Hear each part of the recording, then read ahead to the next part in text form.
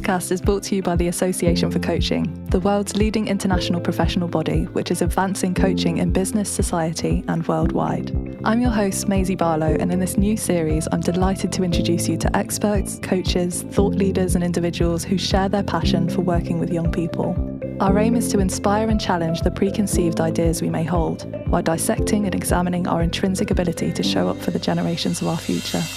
Raw life experiences shape this series, getting to the heart of why working with young people truly matters. Join me as I talk to Simone Ujah for an illuminating raw conversation where she shares some of her difficult personal truths and experiences that I personally learnt a huge amount from. So, welcome. Today we're going to be talking to the wonderful Simone Ujah, who is, I don't know where to begin on her title really. She's a qualified youth and community worker. She's a podcast host herself. She's a mixologist, a mother, and a certified life coach. So she's a little bit of everything. Welcome, Simone. Oh, thank you so much, Maisie. When you say it all like that, I feel like, oh my gosh, that's me. That is actually me. Thank you. That is you. Thank you for having me. So I'm going to kick things off straight away and just let you tell me your story. So tell me the story of kind of what brought you to where you are now. I would say mainly my first job out of, I would say, secondary school, I was like, yeah, no, I don't like routine. I can't do this. I'm not going to enjoy coming to the same place every day and doing the same thing. And at the time, I was around 16, going on 17, and my local youth club had kind of closed down because it was an older building, and they introduced this new, open, just really fresh, vibrant space that, in my opinion and in my experience, youth clubs never looked so openly bright and, you know, just the opportunities were endless. And I didn't take the role as a young person coming to club. I almost took the role as a young person working at the club. And I think that was when I realized that I enjoy doing something different every day, but working with the same group of people. And that was young people. And I would say since then, I've worked with young people in pretty much every single job that I've had. I went to university, and that even opened my eyes to the different environments and I guess fields that I could work with young people, because young people are everywhere. They occupy so much different spaces. So it wasn't just limited to a youth club. I could go into schools, into community centres, into NHS, into prisons. There were so many different opportunities that were endless, even down to like religious groups and churches. And I think that opened my eyes to the different amounts of opportunities and experiences. And I didn't realize it then, but the aspect of visualization and forward thinking, which is what we really kind of focus on in terms of coaching, was already a part of my journey. So I was already thinking about, oh my God, Simone, if you work here, this will be you. Or if you work in this industry, like 10 years from now, this will be you. So I've always looked forward to almost like the end result, or more so the celebration point. So I would say from I was a young person, I knew that this was the space that I was going to occupy. And then the different job opportunities I got opened my eyes to even more. So the aspect of coaching, the concept of coaching, having conversations. I was already having those conversations with young people. I was already making it about them and giving them a space that they, I guess, hadn't had access to before, in the sense where they got to look within and look at future prospects and goal setting, etc. But just really putting them at the center and the forefront of every conversation, really, even when they weren't in the room. So meetings and planning and activities, all those different things, in my perspective, was it's centered around the young person. So I always brought that aspect of the young person is here and their voice should be heard and considered, really, in the spaces that I occupied. So I hope that kind of answers the question as to definitely how I got here. And then I must say my children, they've been the biggest influence and motivational push for me from the moment that I found out I was pregnant with both of my children. There's just something that fuels well, I would speak from my perspective. There's something that just fueled me, the fact that I now have a life that I'm going to be taken care of and I'm going to nurture and I'm going to watch them grow. And I know I have to do my best so that they can have their best. It was never they're going to have what I've never had, because my parents, they afforded me a lot of opportunities as a young person, as a child. It was more so I want them to have the best future and the best opportunities in life that they can ever want for, really. And almost making it a norm for traveling, for gifts, not just at Christmas and birthdays. Like, you can have a gift outside of those spaces. Yeah. Also taking some responsibility, being able to do things in the house and getting, whether it's a payment for it or an incentive, just wanting to be that type of influential figure, I would say, for my children. Yeah. And yeah, they're one of the biggest influences, I must say, in a lot of the stuff that I've done. And it really shines through. I mean, you are just an influential figure. When I was researching your work for the podcast, I was just struck by, how you show up, and how you show up, as you said, with these young people at the core. I mean, that's such an admirable quality. And it reminds me actually of, Darren from the Mo Foundation. He talked about his mentor and the Children's Fire. I don't know whether you're familiar with the Children's Fire, but that was what was coming to mind when he was sort of thinking about the children of our future, having them in mind, holding them in mind with wherever we go, whatever we do. Yeah, for people that want to have a look at, I can't remember the name of the man, but it's a really fantastic concept. So you talked a bit about your kind of coaching journey. So falling into coaching, having already kind of been doing it. So you were doing it in a kind of non-accredited way. Yeah. You were obviously showing up for these young people, doing the best for them and by them. So what changed when you did your kind of training, I suppose, if anything? I think the biggest change, it was even before I started doing my coaching training. I was working for an organisation where we took coaching into prisons. So I was having conversations with young people that had no idea what coaching was. And I had to find ways as creative ways to introduce the idea and concept of coaching to them before I even got them on a course. So I think for me, seeing how something that was so foreign, in the sense that I've never heard of this before, I don't know what this is, how this can help me, how this could possibly be impactful in my life whilst I'm in prison and also when I leave. I think it was seeing how engaged the young people were in the prisons, in the programs and their coaching sessions. And I think that was, for me, it was like, this is something that I've never experienced myself. And even though I was having these conversations with young people, there wasn't any title to it. I just thought I was doing my job. Yeah. I just thought I was doing what I was supposed to do as a youth worker, as an informal teacher, educator. I thought that's what I was supposed to be doing. So just seeing the impact that it was having on the young people in prisons and their commitment to engaging both in and out of the prison, that kind of led me to who else would benefit from this, and how could I bring this, I guess, more so to my role, and potentially in the future, what could I potentially do with coaching? And I did the training course. That was my first course that I did for coaching, as well as having quite deep and meaningful, impactful conversations with my coach supervisor and my line manager at the time, Bob Singer and Lola Fayemi. She was my line manager.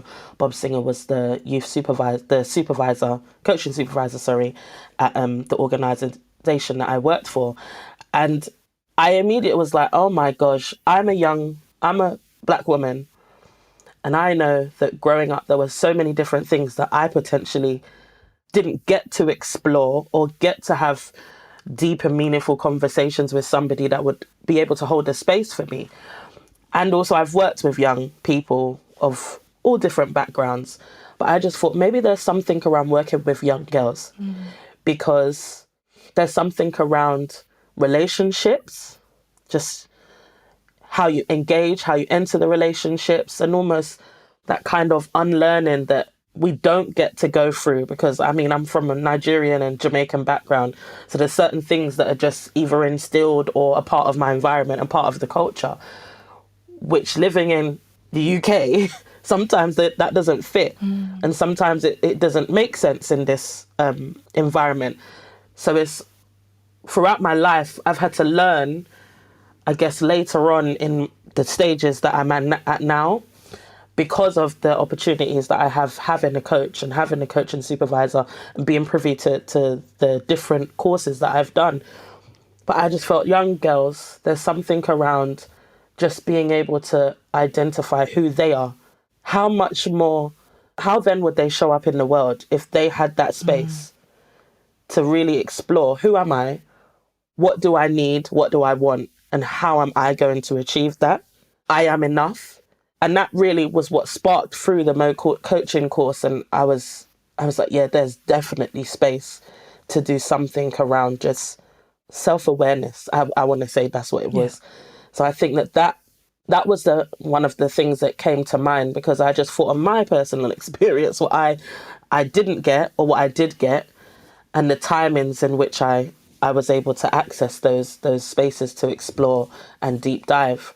Yeah, you've gone into such beautiful areas there where it made something that was already alive in you, I think, from what you've said. Yeah. It was already there, but it's kind of challenged and channeled into a specific being. Yeah, how do I show up for young women as well? Not just young people, how do I show up for young women? And also that question that you just said, who asks people, who asks anybody really, what are your needs?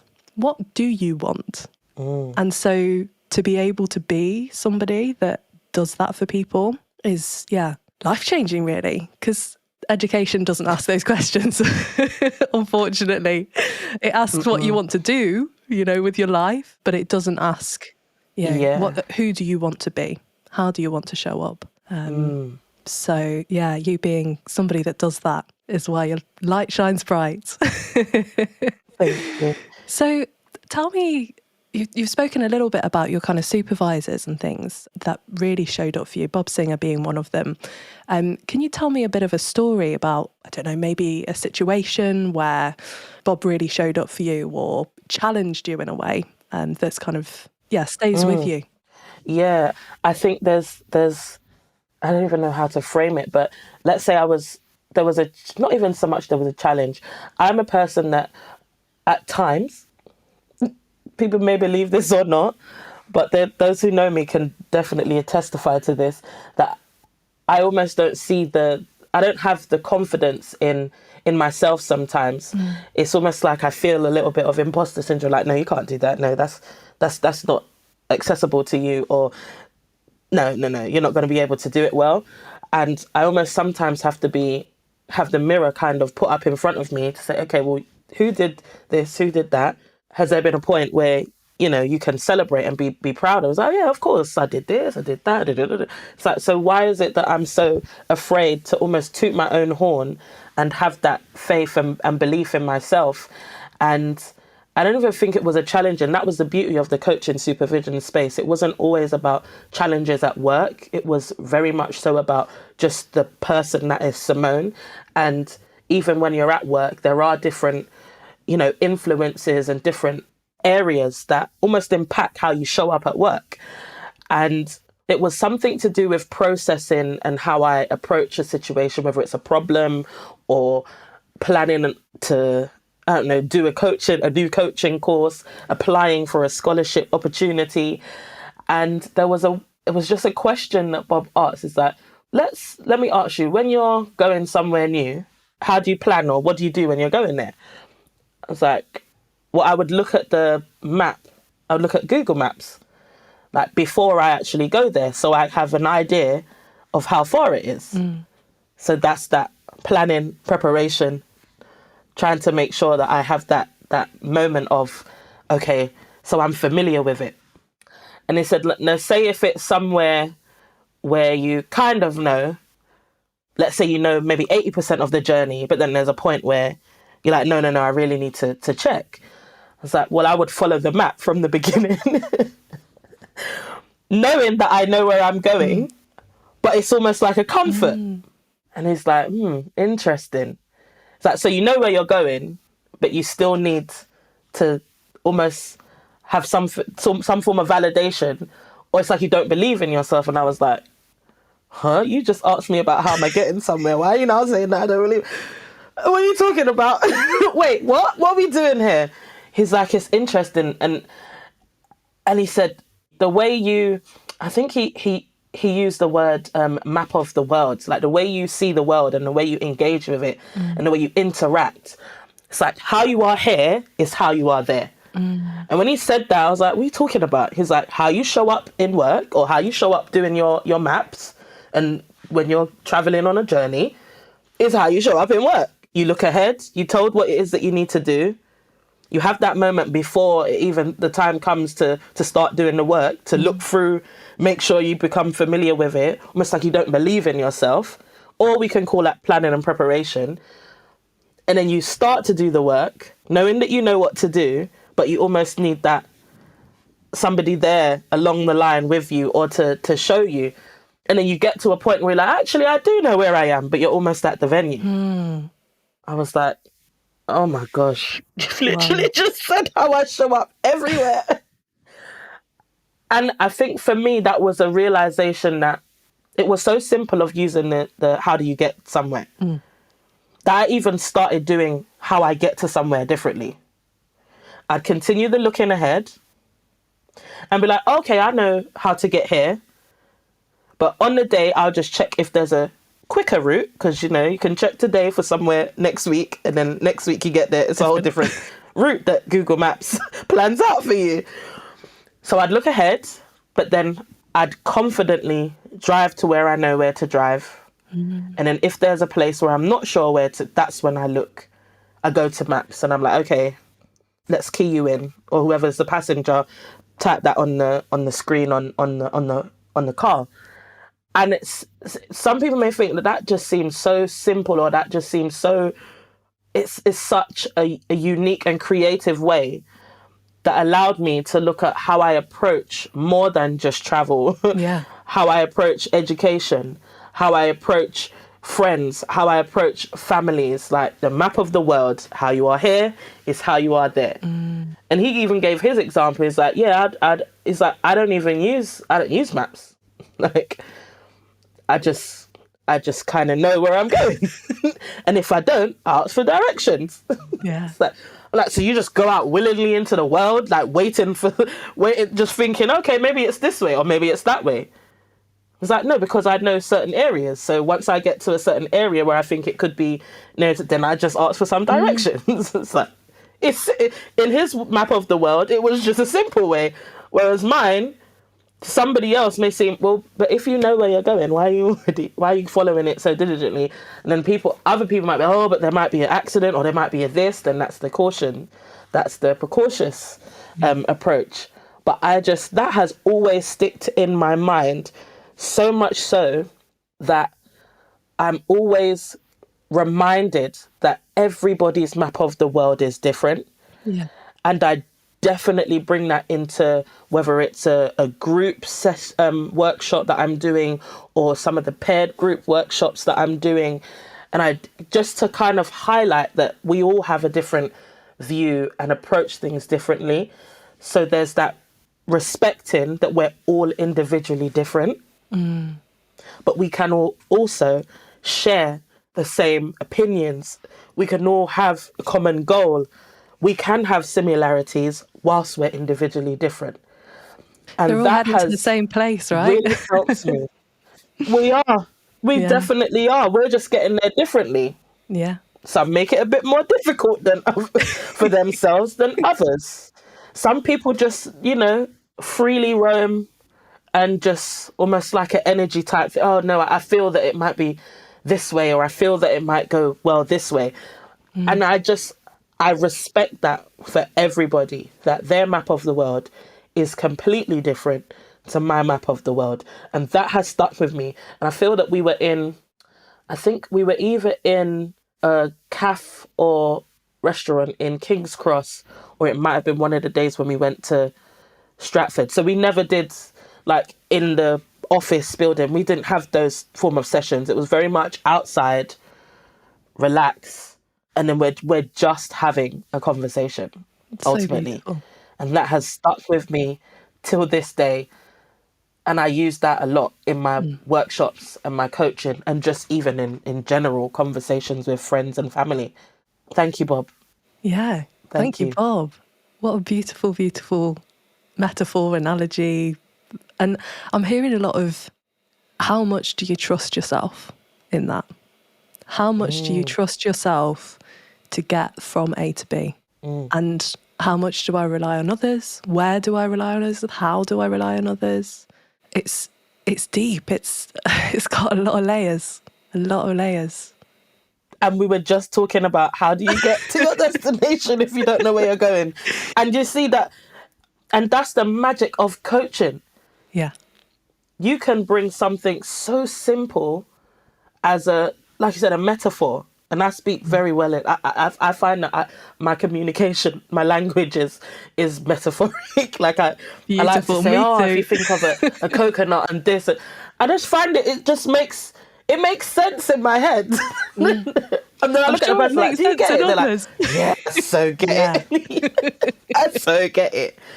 Just the magic of coaching that you're able to, and I feel that it's the visualization element as well Yeah. because if I read something, it's hard for me to process. And I'm currently going through the process of being assessed for ADHD. Both my Okay. children have it. Yeah.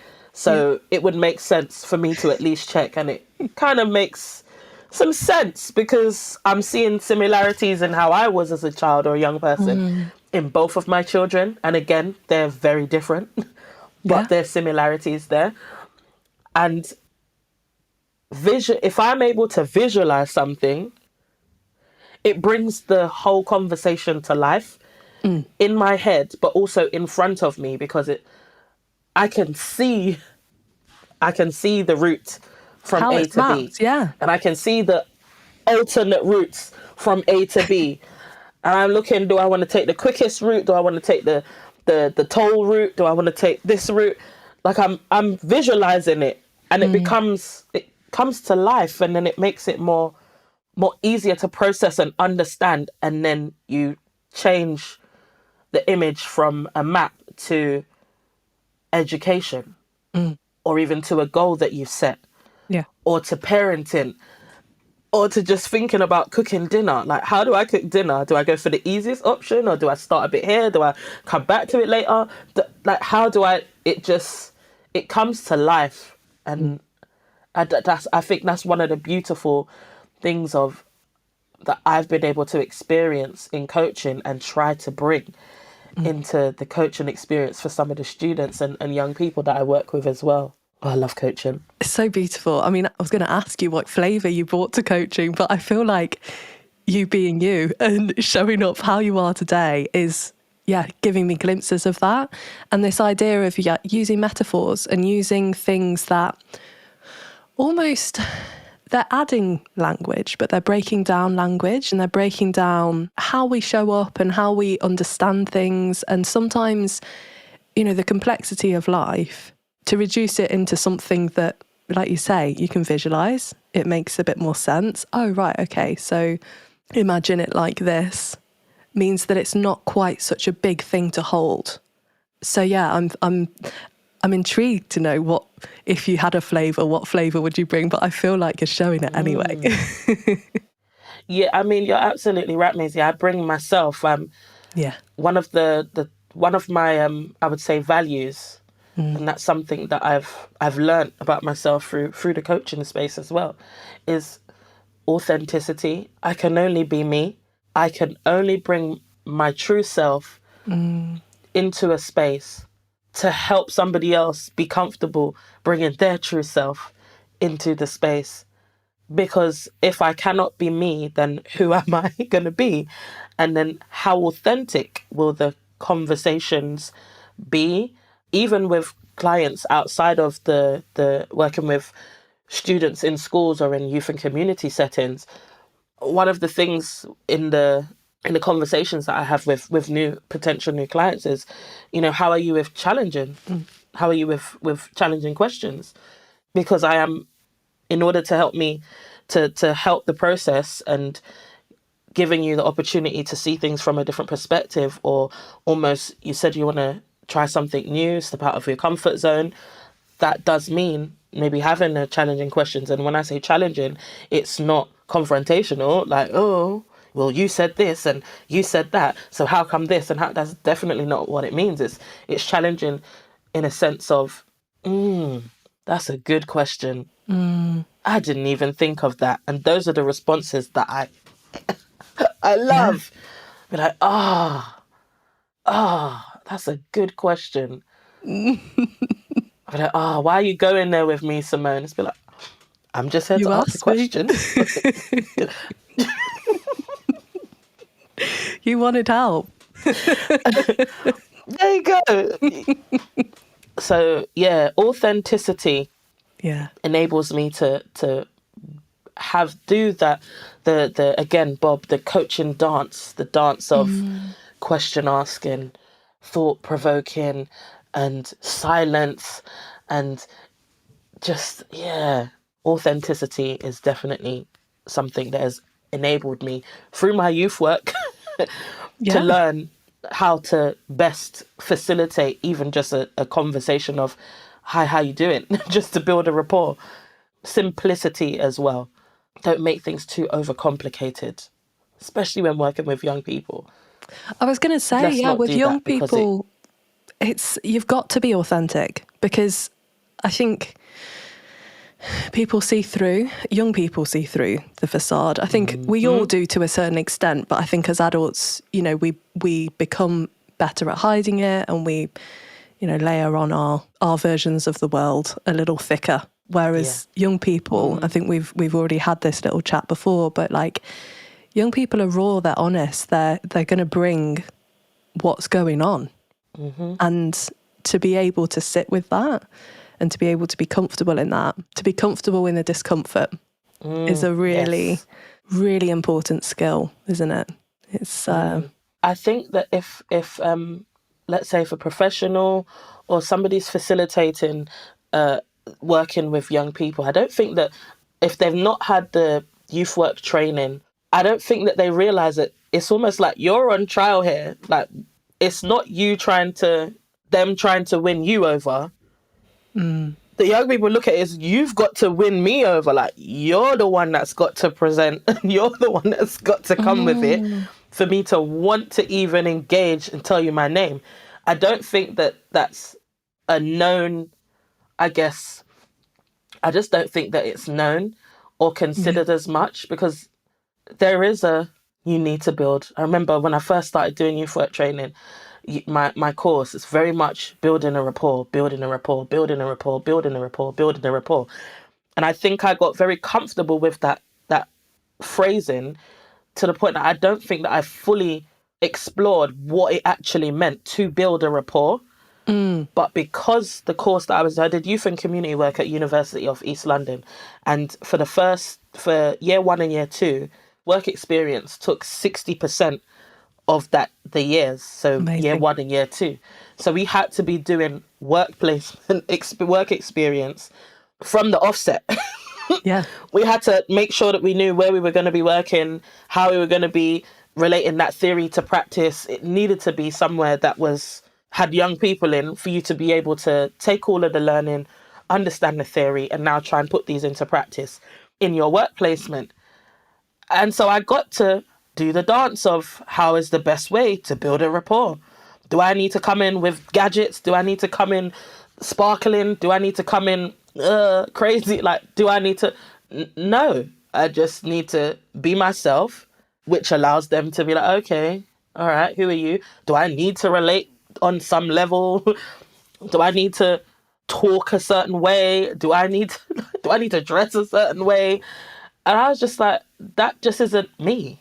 Like, if I can't be myself, then it means that I'm not able to bring my skills and flow from my experience and my knowledge. So when you go into a space working with young people that you've never met before, whether it's for a long period of time or a short period of time, you have to actually identify and dedicate time to building that rapport. Being able to show that you can have a conversation without it being, oh, have you seen that latest trend on TikTok? Yeah. No, I just about go on TikTok. I use it for business purpose to try and promote, and I ain't even good at that. So I'm just like, no, it's there. I can get somebody like my son to edit videos, and I post them. He can give me the caption, all of those things. Or I can get one of my younger members of staff to create videos for my cocktail business, and then she can post them. Like, you got to put who's best placed in the roles Definitely. that are required, and I'm not best placed. I can create the platform, but I get somebody else to do that stuff. So building a rapport, I think, is something that could maybe have a bit more conversation to it. Like, what does it mean to be a rapport? What does a rapport look like to you? What's the best way that you've approached, or how has somebody built a rapport with you? And we can think of as simple as our doctors. Like, we've got to go into a room with a doctor. Sometimes you may know them, you may not, because a lot of the practices have multiple doctors, so you might not get the same doctor every time. And you've got to feel comfortable enough to tell them what the problem is. Which is not always easy. And if I don't feel comfortable, it's not. Because it's, it's your personal, sometimes it's physical, emotional, social. Can be so many different needs that are looking to be met or not being met while we go to the doctors. So, and when you think of young people, they've got enough things going on. Yeah. They've got so much different things going on. Yeah. So now to go into this room with this stranger telling me that they're going to do coaching with me, it's like, what? I don't want to be a football coach or a sports coach or a lifeguard. That's what I've had some young people tell me what comes to mind when they hear the word coaching. Sports or even lifeguard, swimming. Yeah. Yeah. I mean, it's a really interesting one because a lot of the time these young people are put in the room, aren't they? Because it's part of the curriculum or it's part of a program that the school's running, or it's part of, it's not something that they have chosen to do per se. So being able to navigate that with them and say, what's your understanding of what's going to go on, rather than you coming in as this authority and being like, well, this is what we're going to do today, and step by step, because they get enough of that at school, like realistically. I'm also hearing when you're saying about this rapport building, obviously it is about knowing what you can and what you can't do. So it's knowing your strengths, it's knowing your weaknesses, it's knowing what your edges are, I suppose. And then definitely, allowing other people to do those other bits. There's definitely something about, this idea of letting go of, not having to know it all. I was going to say, and sometimes naming your weaknesses gives you that, it is a level of vulnerability, but honesty. Yeah. So this person's being honest. I don't even know them. Why are they telling me this about them? Yeah. When I say, and it's not even a vulnerability and a weakness that's so personal, but it could just be something that and I say this in group settings, paired settings, one-to-ones. I mean, I try not to be as I'm very forgetful with names. And if you're working with a lot of students, sometimes it's easy to get a name confused. And one of the work that I do, I work with this amazing company, Interscope, and they deliver coaching programs to young people in school, but also do some training with teachers and at a corporate level as well, around leadership skills and management, etc. But sometimes I'm seeing up to 16 students in a day, and all I have is a list of names, and they're in pairs. And it's very easy for me to call the wrong person the wrong name. So I immediately say in the first session I'm really forgetful with names. So please don't take offense, please, if I get your name wrong. But what I will do, or if I ask you what your name is again, please don't be offended, because it's not anything to do with me forgetting you. It's just names. I know I hold a lot of pride in my name. And when I've had people call me the wrong name, it's almost like, no, I said Simone. I didn't say Samantha. I didn't say Simon. I said Simone, because I know how it feels to have your name mispronounced or forgotten. And it's an honest mistake sometimes. So I make it clear, like, if I do forget it, I will ask you again. And it's not because I've forgotten you. It's because there's so many names that I have to go through, and I want to make sure that I get your name right and I don't get it wrong, etc. So I always have to enter that, especially in a large group setting. But it's nice to just say again, what was your name again? Remind me what your name is. So they can see that I am following through I'm just not going to forget your name and not say it. I'm going to ask you, what was your name again? Or how do you pronounce your name again? Because some people, like myself, hold a lot of pride in their name. And like, that's something that was either given to me by my parents or even sometimes my grandparents or from a book or from a TV or a person that's had great influence on somebody sometimes. So, just being mindful. Again, everybody's map of the world is different, but just sometimes naming at least one weakness or being vulnerable enough to say, I am a bit forgetful sometimes. So I might just ask you again. And that's just because my brain processes information a little bit differently to other brains. But the conversations that we have will definitely remain. Yeah. For me. Definitely. So, yeah, it's just that naming sometimes. But it's taking ownership, isn't it? It's owning the fact that, actually, there's something about how I operate. And it's that self-awareness that you know that, and being able to say, actually, I may get your name wrong. And I apologise in advance. And like you say, it kind of hits on that same level of, I am a human being. I'm not an authority here. I'm not your teacher. I'm not your parent. I'm not, someone enforcing anything here. It's just rapport building. Yeah. And it's practice, I imagine, because I get that it's probably not something that comes naturally to everybody. It's not. And I imagine lots of coaches it probably does, because we're in this field, we want to understand people, but even we get it wrong sometimes. So I think, taking ownership of when we get things wrong or when we think we might make a mistake, it's holding that in mind and it's saying, hey, I'm not perfect. I might get this wrong. So, I mean, there's loads of different areas that I feel like we could tap into and explore, but I really was interested, and this, I'm going to pre-warn you, this is an honest thing, I'm going to pre-warn you, that's a big question. So having your own podcast, which is the Re-Education podcast, which is all about, re-educating people, sharing Black experience and allowing people space to understand a little bit better. As a white woman myself, there's things that I just don't know, but actually listening into podcasts like yours is really valuable, because I say, okay, cool, I can relearn, I can re-educate myself, I can understand a little bit better from a different perspective. In terms of that, I'm really interested to look at working with young people and your kind of ideas around the impact cultural difference and racism has on kind of future generations. It's a massive question. I really appreciate that it's a big, big question. Yeah, no. I mean, thank you for asking and also acknowledging it is a big one. Yeah. But I guess where I will start with that is we've seen, I want to say, so I started my podcast, it was in 2020. So work had become, COVID hit and lockdown was a thing. And I was at home, full-time working parent of 2 children. One was Naima in secondary school then? I think my son would have been finishing primary school.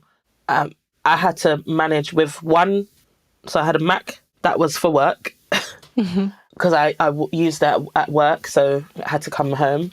And then I had one laptop, I think that the school had given me, and then I had another laptop from work. So I had to almost manage making sure that one child is doing their online learning, another child is doing, it just was chaotic. It was frantic. It was not the best experience. And there were so many different things going on in the world. And I think with George Floyd's murder hit very different because there'd been other incidents or murders in America. Because, you know, when we were at home, everybody, I want to say, was more so glued to their phone. I feel like screen time shot up and and I know percentages only go up to 100, but I guess to exaggerate the fact how much it went up by at least 250% probably, because we had access to our phones. It was easy to almost escape what was going on and see what was going on in the world. And I feel that the live recording of his murder just hit. I don't even know why it hit differently. I think it was just I know myself as a black woman, I just felt tired and I thought that could be my child. Yeah. And I wouldn't want that to happen, knowing that he's also autistic. Anything could happen. And situations like that are more likely, or what we've seen, are more likely to happen to people from the black and brown community, I would say. Also working in prisons, knowing that there's disproportionate numbers of black males, black and Asian males in the prison. And I've been in there, I've seen it. It's not just something that was written, it is David Lammy, the David Lammy report. He didn't just write that because he had a dream and thought that this is what is the right thing to say. It's the statistics, there's evidence to show that.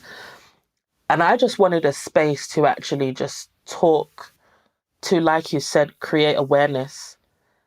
And I think the main thing for me was how and when do we tell our children that they're going to experience some form of racism, whether it's in the workplace, in school.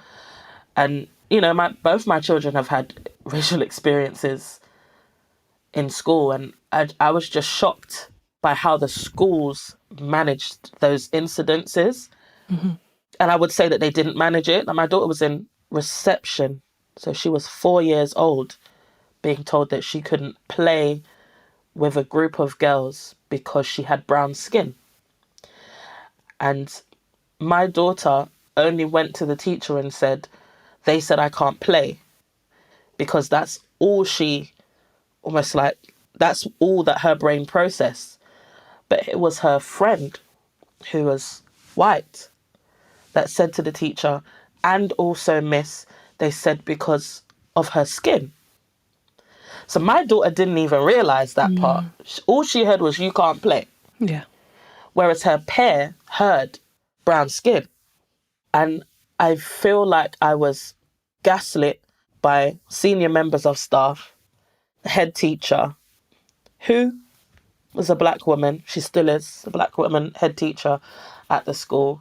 And it was really heartbreaking to watch how she would avoid me for that whole week during school, and how there was no accountability or follow through in communicating what had happened with the child's parent. I was told that they just told the nanny. So this is somebody that's paid to collect your children and look after them after school. You told the nanny. There was no phone call home. There was no letter home, nothing. And that was so heartbreaking to me, because I felt like she's 4 years old and this is already her future. My son was in the same school. I took them out of that school, by the way. And a TA would almost plant seeds of, I want to call them seeds of self-destruction in my son, by saying that he would never amount to be anything than a road sweeper. Talking to him in, I want to call it fables or parables, whatever they're called, saying about there was a wise man that built his house on concrete, and there was a foolish man that built his house on sand. You'll be the foolish man that builds your house on sand. And it's like, somebody may see it as, oh, he was just trying to teach him something. And then saying that there's children in Great Ormond Street Hospital that deserve to have his space in that school. And how my son processed that, again, remember my children have ADHD and my son is autistic also. How my son processed that, because his only experience of hospitals is going to see my granddad who passed away.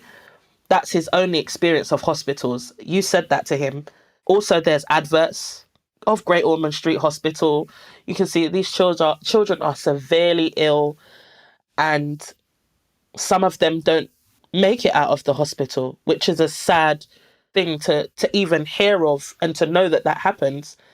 But this man told my child that there were children at Great Ormond Street that deserved a place in the school over him. And again, how my son processed that is, so I should be dead. So I should be dead. And and the way in which the man, this member of staff would plant these seeds of destruction to my son was in a one-to-one space where he had no business speaking to my son.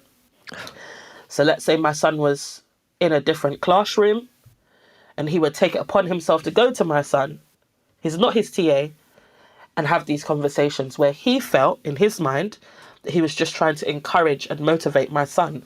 It's like, I didn't ask you to motivate or encourage my son. And again, the way in which the head teacher dealt with it was just despicable in my eyes. Again, gaslighting. Oh, no, he didn't mean that. Oh, no, I'm sure that's not what he said. Oh, no, I'm sure.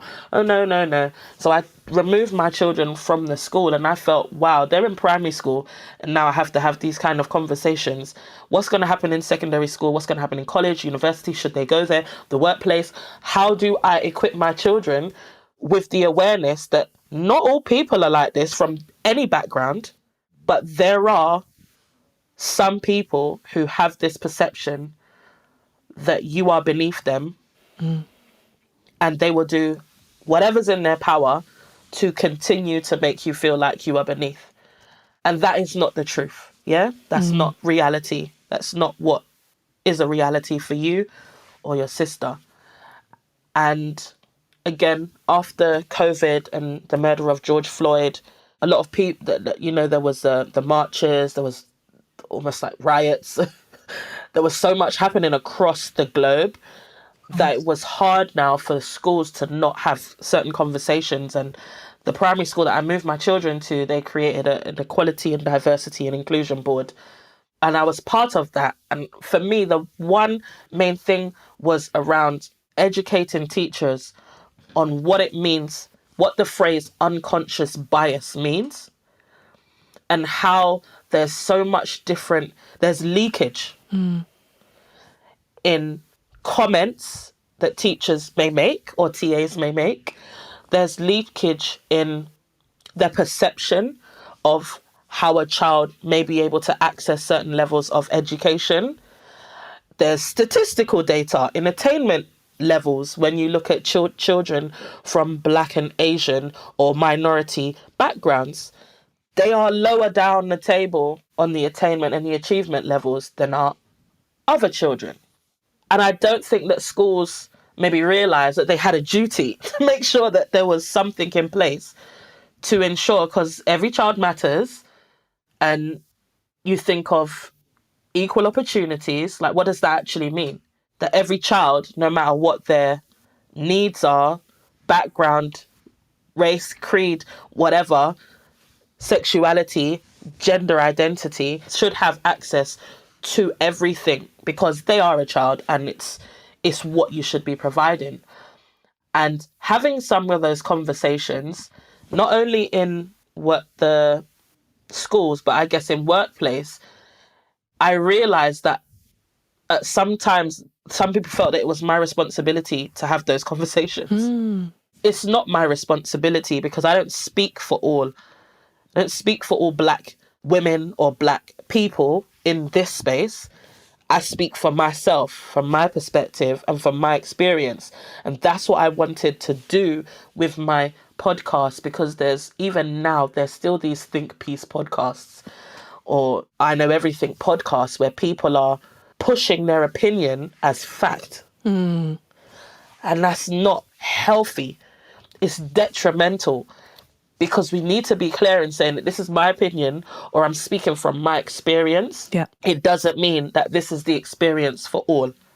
And until some of these spaces that have such conversations and discussions start to realise that, and also sometimes the listeners realise that they're speaking either from their experience or that's their opinion. It doesn't mean that it's fact. And I've never been one to engage in debates because I always feel like I have to have this fact, I have to have this knowledge, I have to have that. So I think the podcast was like an eye-opening for me because I was able to have conversations, sharing my opinion, sharing my experience without labeling it as fact, without saying, oh, this research or this book or this country. I just was able to speak from my experience, and I felt comfortable in that space. I thought I should hear other people's opinions as well on this subject.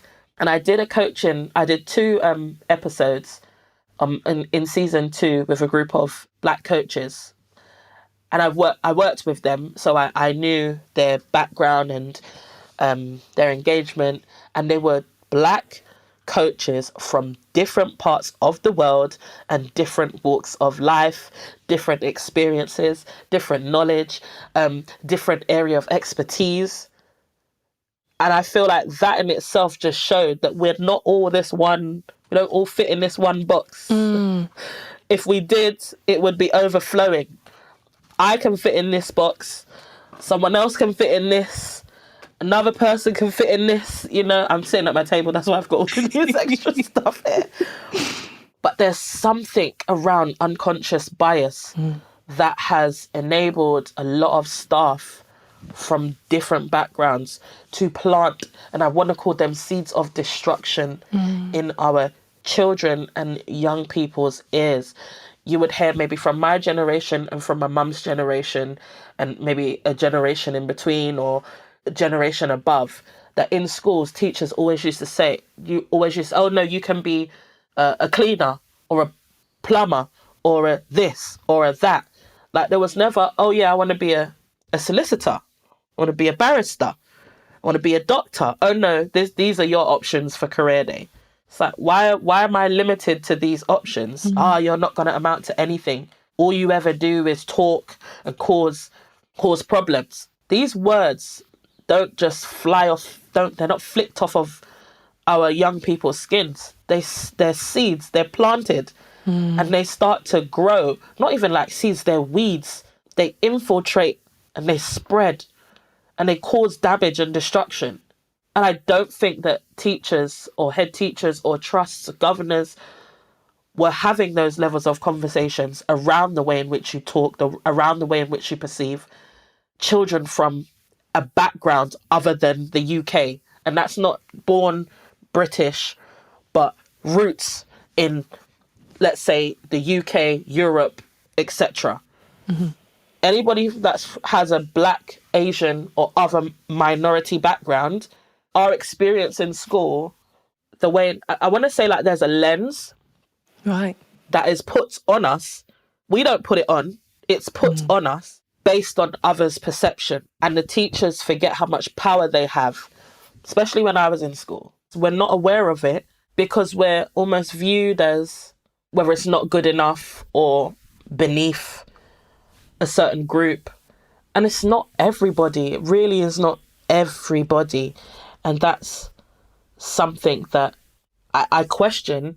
So why is it that some people will see people, and I just speak from the community that I am, just to make it easier. There are other groups, and when I refer to myself, I'm including all ethnic or minority groups, because there are groups that feel that they are also marginalized and feel oppressed in certain situations and certain environments. But I just speak as a black woman, as a Black person. I know that I have to, and I've from my experience, I have to work harder. I have to show up more. I have to grin and bear some things. And when certain comments are made, it's like, that's one thing that Bob always told me as well, is choose your battles wisely. And instead of just going in guns blazing, if I feel that I'm being, whether it's discriminated against, stereotyped, labelled, or mistreated because of the colour of my skin, it's not all in my head. I've sat back in a lot of situations and not said anything. And I think what I was going to say with the lens situation, like I have friends and I know people in, let's say, whether it's my mum's generation or just went to school in maybe the 70s, the 60s, the 80s, the 90s, still in the 2000s, still being told that you will amount to nothing. I have students that I work with, and we ask a question, what is your why, with Interscope, the work that I do. What is your why? And a lot of the time, the students are saying, I want to prove everybody wrong. I want to prove that I can make it, that I am good, that I can achieve. And the sessions are 30 minutes. And it's like, to be able to have to go into detail as to ask, who is saying that you can't achieve, that you can't do it? Where is the evidence? You know, the normal questions where there's a they or them or people in general. Who are they? Where are they? What do they do? When have they ever shown you that this is what they say? And, you know, there are times to ask, to unpack those statements. But in my mind, it blows my mind that students in year 10 and year 9 and year 8 this is part of their why, to prove that I can do it. So who is telling them that they can't? What is happening that makes them feel that they have to prove themselves? And it's a systemic thing, isn't it? I mean, it's really big. is. Unpack it in 30 minutes. It's just, like you say, it's not enough time. It's not enough time to unpick all of that. But what I do is bring it back round to the young person. What is it that you want? And what can we do in these sessions that can get you a step closer to that? What can you take responsibility for?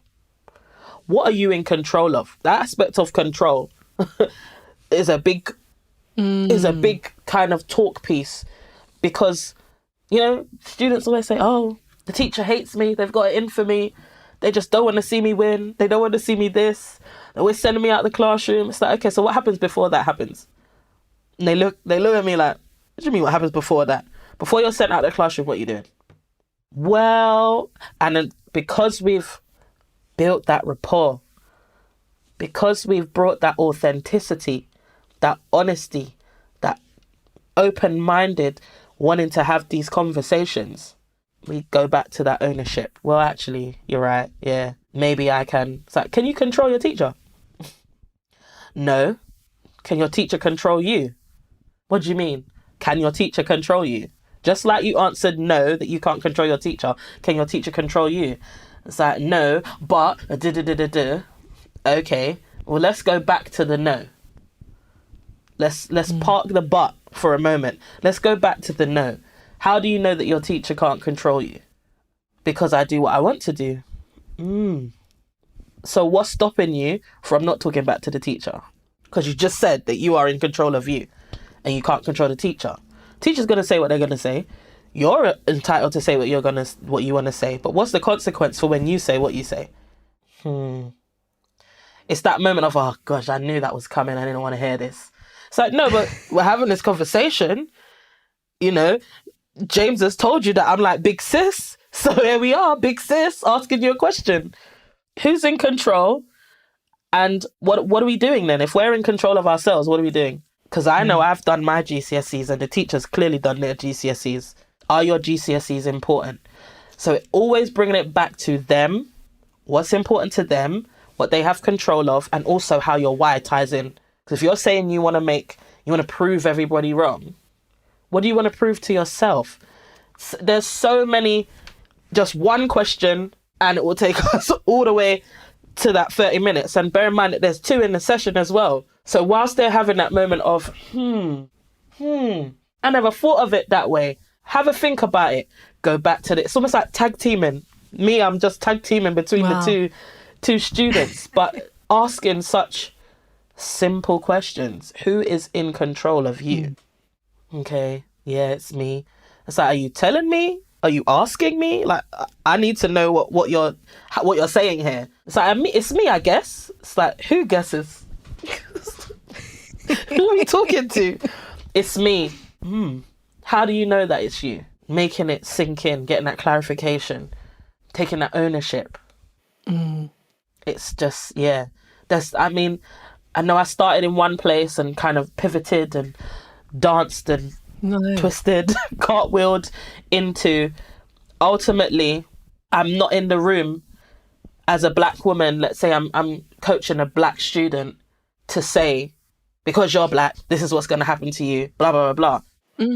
I mean, I know my perspective, but as a coach, what questions am I asking in here for their benefit or to bring to their awareness? It's not about me bringing awareness from my experience, and also owning in that moment, where am I tempted to go, do you not understand that the world is da da da da da da? I'm not there to preach. That's the quickest way to lose a young person's engagement.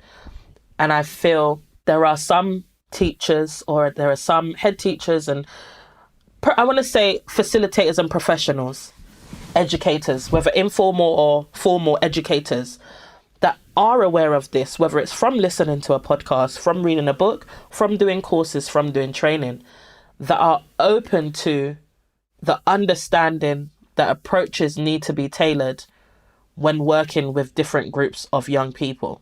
It really does. And this goes for all backgrounds. The approaches need to be tailored. But again, that lens sometimes can hinder a professional that has that unconscious bias from being able to tailor to the best of their ability for the advancement and the betterment of that young person. I'm sure some people left their jobs after doing some form of unconscious bias training. I'm sure, just like when you do systems coaching in some organizations or in some businesses, people will leave because what comes up when that iceberg, because we always say the tip of the iceberg, when what's below that waterline is revealed, and people are actually able to speak what their experience is like and how that impacts the system, the running of that organization, it's uncomfortable. It's uncomfortable, but then you have a moment of, okay, is this the best place for me? If I know that these are my values, this is what I stand for, this is what works for me, this is the way I work best, and the system is showing that this is how it's going to operate, it's not in line, it doesn't mesh, it doesn't connect, it doesn't join cohesively, then I now have the choice to say whether this works for me or not.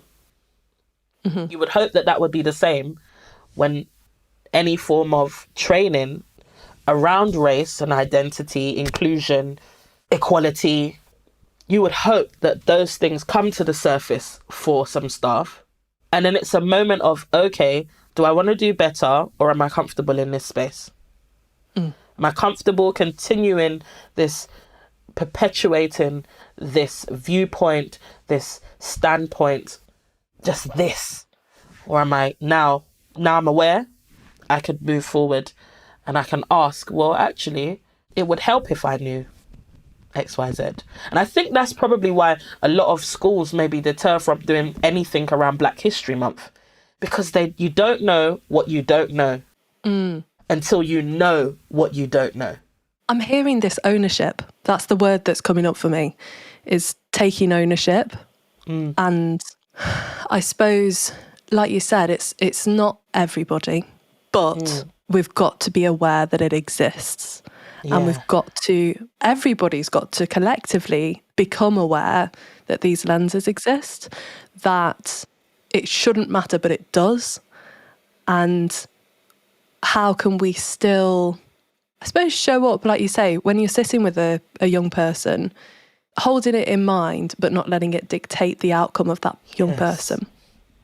So it's what you said right at the beginning, is that young person is the most important thing. And we are focused on that young person's journey. And we might have opinions, we might have thoughts, we might have value systems, we might have because we're our human. Own backstory. We're human beings, yeah. But ultimately, it's passing on that, ownership, I'm going to say it again, that ownership to the young person that, okay, actually, I get to dictate this. And the why is not about other people. It's about me. 100%. And I just want to add as well, with the awareness, you want to encourage empowerment, because the worst thing that we could do is create victims, have that victim mentality. Oh my gosh, this is going to happen to me and I'm just going to wait for it to happen and I'm not going to know how to move forward. You want to have the conversations to enable continuous conversations, because they're not going to have all of the answers. I don't have all of the answers. Like, I don't have all of the answers from my experience. There's experiences that my son is going to be, I guess, subject to, that I wouldn't be able to give him the same lens of, not even the same a similar perspective from his own, because he is a male. He's a boy. I'm a female.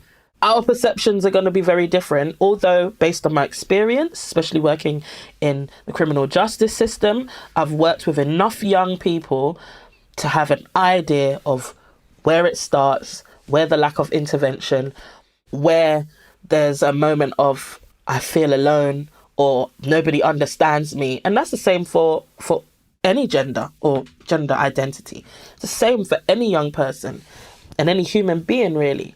But it's being able to understand that with that knowledge and that awareness, I want to empower you to want to ask questions. There's so many things I've been watching that very much so preach non-violence.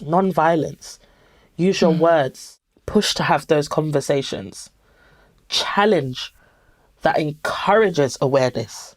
Come back home and have those conversations.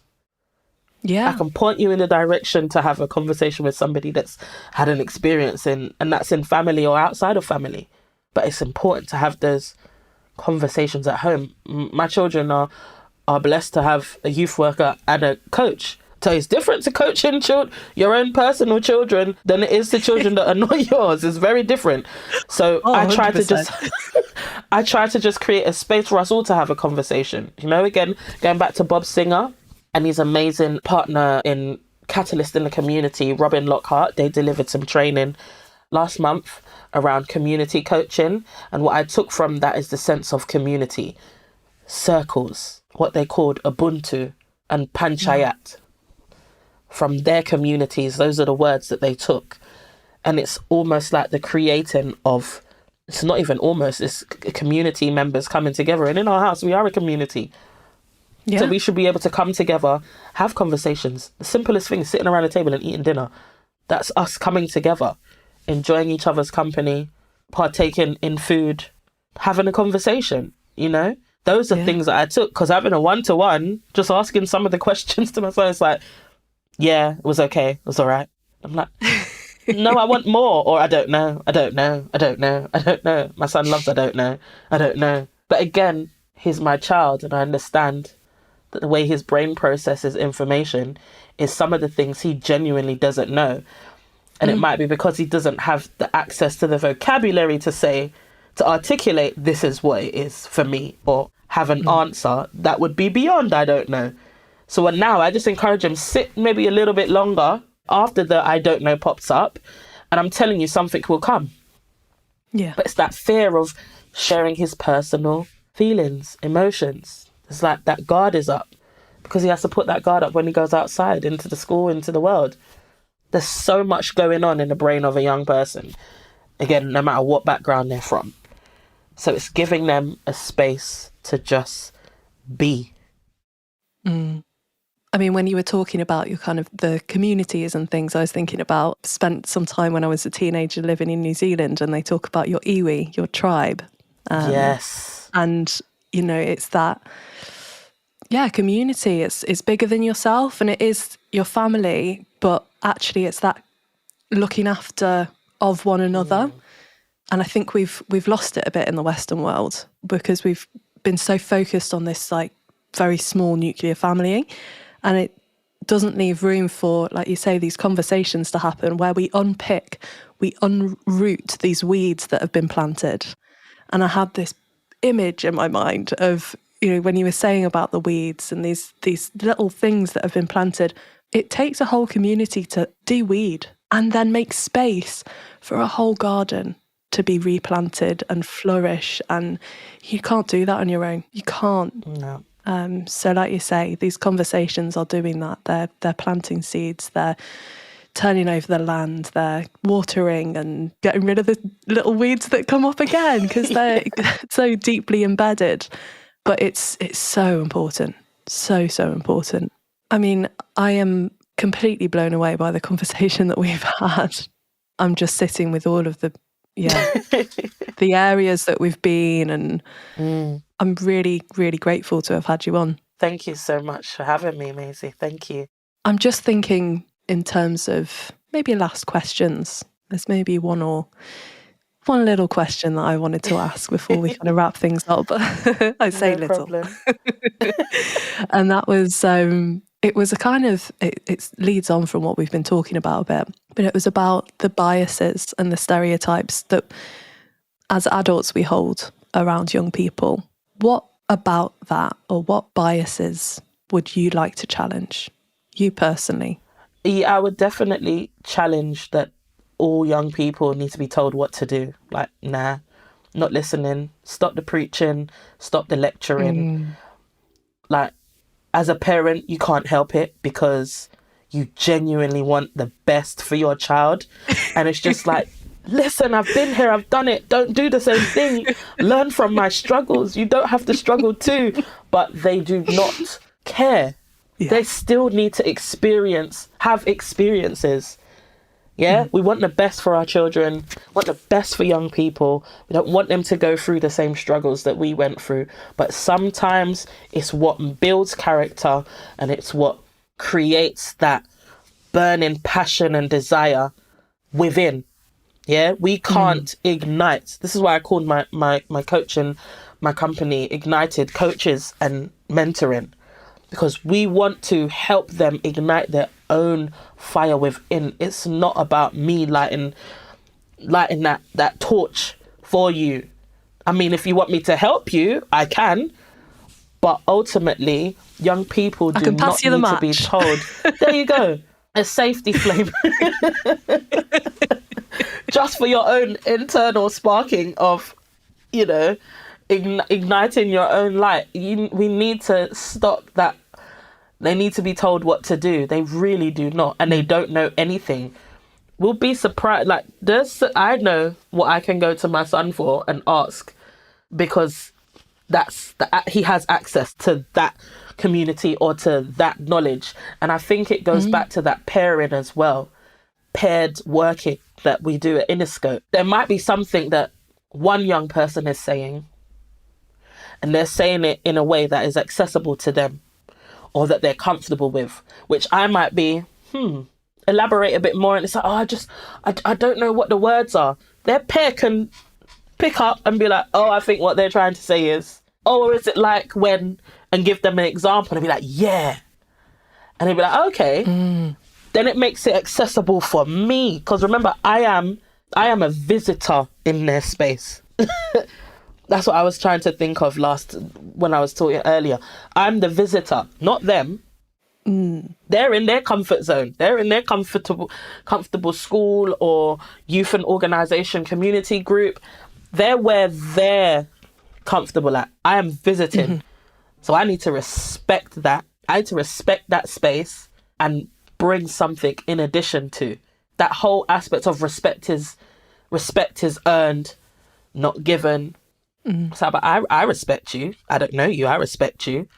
Challenging them on, not even so much the young people, but just challenging sometimes adults on that. Well, why should they respect you, but you can't respect them? Respect is earned. Do as I say, not as I do. And I've learnt that with my son. It's not just do as I say. I have to give him the why behind it.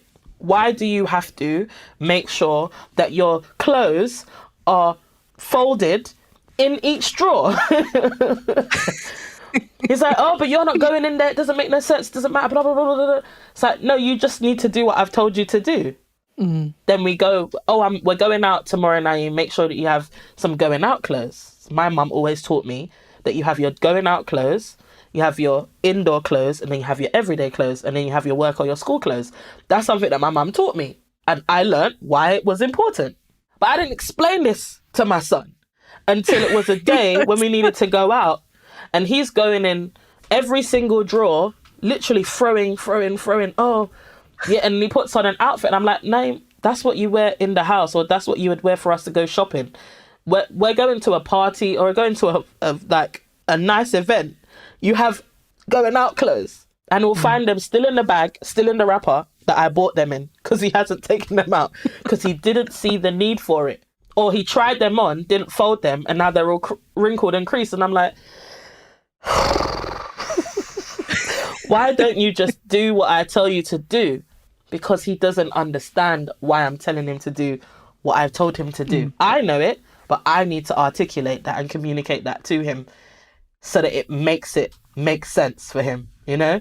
We forget to include the why, I think, when we're talking to young people. It's always do as I say, follow instructions. And they get that enough at school.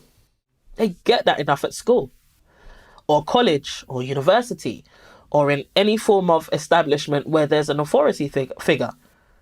And also, we don't want to encourage our children and young people to not follow instructions to an extent and not maintain that balance where there's an authority figure. Because you think of, if they're stopped by the police, now they're going to talk to the police like it's their friend and want to challenge them, then they'll get into a situation that they won't understand why they're in that situation. It's a balance, isn't it? Yeah, entering into relationships. If we don't articulate why maybe we're not with our children's dad or our children's other parent, or why we're not in a relationship anymore, or why this friend doesn't come around anymore, or why this auntie or uncle doesn't come around. Like, we need to be able to, within the capacity that is manageable for that child or young person, have those conversations, because they're going to go through life and realize that maybe a friend that they had isn't somebody that they want to be around anymore, or that they're a bad influence, or that they themselves are a bad influence on that friend. They can see that they want to be a high achiever, etc. We need to teach, like, remember, children are a product of their environment, and we need to teach or give them a space where they can learn and almost practice. It's almost like that troubleshooting. Home should be that troubleshooting space. So that when they then go out, they can try, okay, I tried this with mum or sister or cousin, aunt, uncle, whoever. Maybe let me try it with this person. We need to be able to give them that space to troubleshoot. Otherwise, they'll go outside, and that's where the troubleshooting happens. And there's no area for reflection or, okay, I see what you tried there, didn't quite work. They're already in a predicament where they can't get themselves out of. They're already in a predicament that we can't get themselves out of. And that whole, it's the mother's fault why they're behaving bad, or it's the parents' fault why they're in this situation. I'm certain that their parent is trying all that they can. And they just don't know where to go for the support or how to combat this issue or this problem. It's never always the parents' fault. Majority of the time, it's not always the parents' fault. Majority of the time, it's not because they don't have no upbringing or nobody's teaching them manners or all of these different things. Like, it's easy to start, and I've seen it. It's so easy for adults to pass judgment on this child based on their environment. But what if their environment, they don't have the village to raise the child? Exactly. We need to be a bit more compassionate. And we just need to lead with kindness, I believe, because the children are our future, and they're learning quite a lot from social media, but also from the environments and what they see around them. And who's at fault if they're the dependents in the situation and we're the ones that are all in charge? Who's at fault then? It was a long-winded answer there, Maisie. No, it's a beautiful answer. And it's important. It's really important. And I suppose, the big thing that shone through was the word honesty. Yeah, honesty to show up, be adults that can be honest. Because I think some of what you were saying there, we as adults have been taught that honesty is not always the best thing to do. We're taught to kind of deny ourselves. We're taught to fit into social norms. We're taught to do this and that and whatever. And the famous one, sweep everything under the rug. Exactly. Just sweep it under the rug. Exactly. We'll trip over that, but sweep it under the rug. We will. Doesn't matter. So it's this ability to have these conversations, encourage the conversations for people that, don't maybe have that support, like you said, at home, and create a space where, honest conversations can happen, and young people and us, we can all speak from our heart, and we can say, this is what's really going on for me, and this is how I want to be. Yeah. And how do we work towards that? Yeah. Thank you so, so much.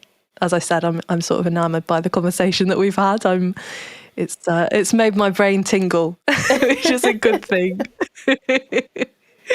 So I suppose the big thing is that I want to give you this platform as well to shout about anything that you might have either coming up, things that you want to promote to the wider community. So this is the time now for you to do that. Thank you. Well, first of all, thank you so much, Maisie, for yourself and Maxine for reaching out for me to come on one of the episodes. So thank you. I feel like it sparked me to actually start looking at season 3 now of the Re-Education podcast. It's no longer it's Re-Education podcast, or just Re-Education. I can't remember. I renamed it, did so much different things. I want to take this time to really shout out Bob Singer. He's been a real inspiration and impactful tribe leader, I want to call him, in my journey of becoming Simone Marie Ujah that you see in front of you today. So as Lola Fayemi, she's taught me about being okay with my emotions, taking the time to understand those, and being unapologetically myself. I want to highlight Interscope Limited, run by the amazing James and Naomi Ido. I don't know, I hope I've said it right. James Ido and Naomi Ido. That's who's given me the opportunity to go and coaching students in school. Also, Let Me Know, LMK.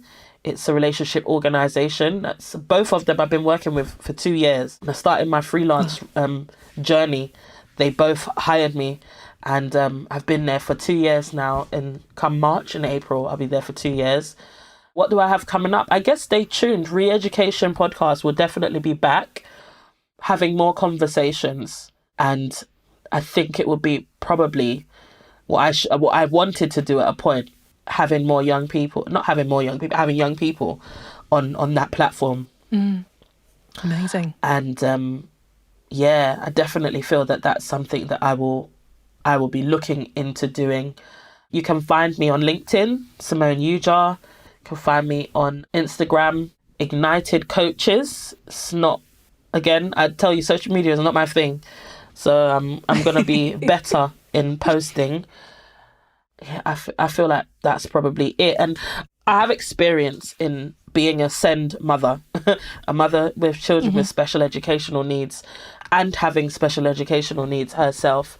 And I guess I want to give this opportunity, I guess, to let mothers know that they're not alone. There are communities out there. It might just be that you haven't been given that introduction yet, but definitely coaching is something that could support the everyday struggles and the everyday challenges that we face as mothers to children with special educational needs. So you're not alone. And hopefully I'll be coming to a school or a community group near some of you soon. Just working on creating a program really that enables that space, that authentic, humble, vulnerable, open, honest space. And yeah, it's been amazing. Thank you. How beautiful to sort of extend that at the end there, because as you say, you are you, and you bring with you your wealth of knowledge, experience, background. And yeah, I think this podcast is going to be of great value to lots of coaches, lots of mothers, lots of, all sorts of people. So thank you so much. Thanks, Maisie. Thank you for listening to another podcast by the Association for Coaching. For over 20 years, our purpose has been to inspire and champion coaching excellence, advance the coaching profession, and make a sustainable difference to individuals, organisations, and society. To find out more about the Association for Coaching and our member benefits, follow us on LinkedIn or visit our webpage at associationforcoaching.com. Explore our new digital learning hub and enjoy our extensive library of on-demand webinars, signature programs, member benefits, interviews, podcasts, and a portfolio of live events. to help you develop and increase your coaching expertise.